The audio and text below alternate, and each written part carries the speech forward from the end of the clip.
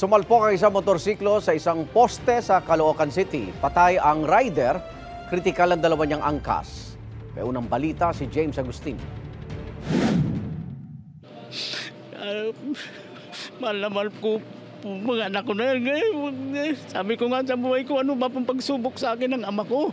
Hindi lubos sa kalain ng barangay tanod na si Alex na kabilang ang dalawa niyang anak sa nirespondihan nilang aksidente sa Camarin Road sa Caloocan City pasado 1:00 na madaling araw kanina.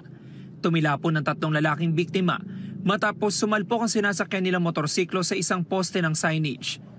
Dedo na arriba sa ospital ang 27 anyos niyang anak na si Aaron na siyang nagmamaneho ng motorsiklo.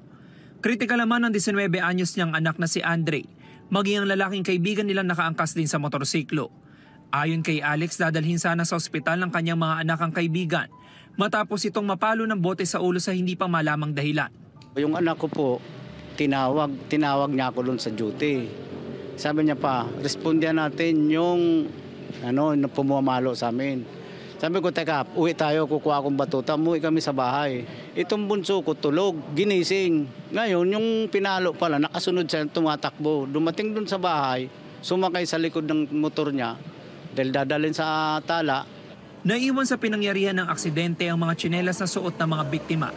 Ang poste ng signage, bumaluktot at halos mabali sa lakas ng pagkakabangga ng motorsiklo.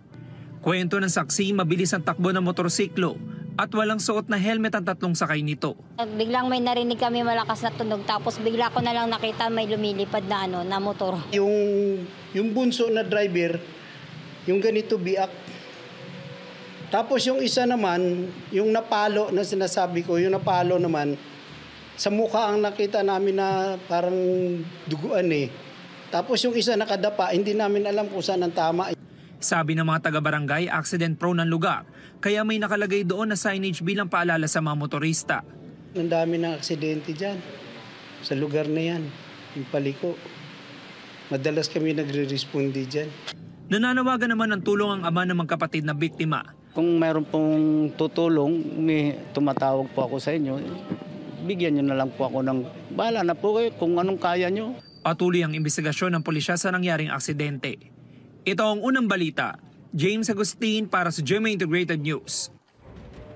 Igan, mauna ka sa mga balita, mag-subscribe na sa GMA Integrated News sa YouTube para sa iba't ibang ulat sa ating bansa.